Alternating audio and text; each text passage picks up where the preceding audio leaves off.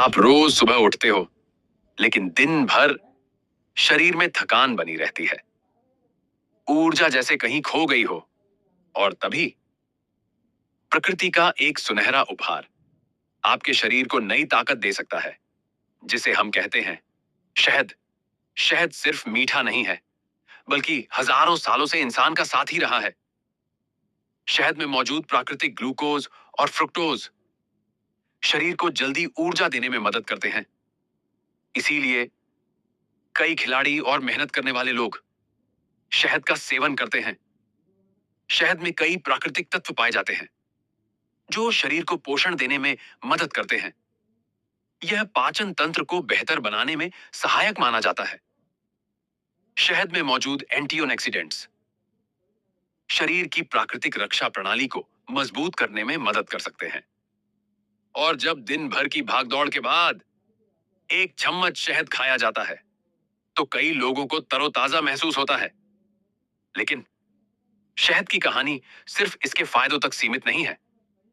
भारत में शहद का इतिहास हजारों साल पुराना है।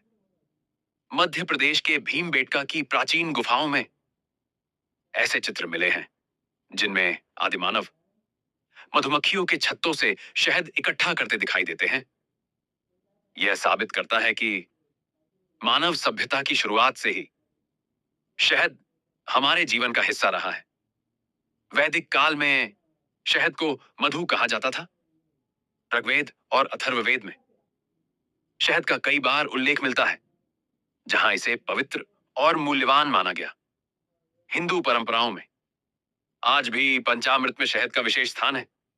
विवाह, पूजा और धार्मिक अनुष्ठानों में शहद का उपयोग सदियों से होता आ रहा है।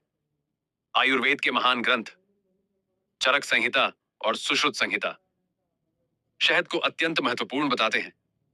समय के साथ जंगलों से शहद इकट्ठा करने की परंपरा वैज्ञानिक मधुमक्खी पालन में बदल गई। आज भारत दुनिया के प्रमुख शहद उत्पादक देशों में से एक है। सरसों का शहद, लीची का शहद, नीलगिरी का शहद और हिमालयी शहद दुनिया भर में अपनी पहचान बना चुके हैं। जब भी आप शहद की एक बूंद छकते हैं, तो सिर्फ उसकी मिठास मत महसूस कीजिए, उसमें छुपे हजारों साल के इतिहास को महसूस कीजिए। उन मधुमक्खियों की मेहनत को याद कीजिए जो फूलों से रस इकट्ठा करके यह सुनहरा अमृत बनाती है। क्योंकि शहद सिर्फ एक खाद्य पदार्थ नहीं है, यह प्रकृति की मेहनत, भारत की परंपरा और हजारों साल पुराने इतिहास की एक मीठी निशानी है। अगर आपको ऐसी रोचक कहानियां पसंद हैं, तो वीडियो को लाइक करें, कमेंट में बताइए अगला इतिहास किस चीज का जानना चाहते हैं और चैनल को सब्सक्राइब करना न भूलें।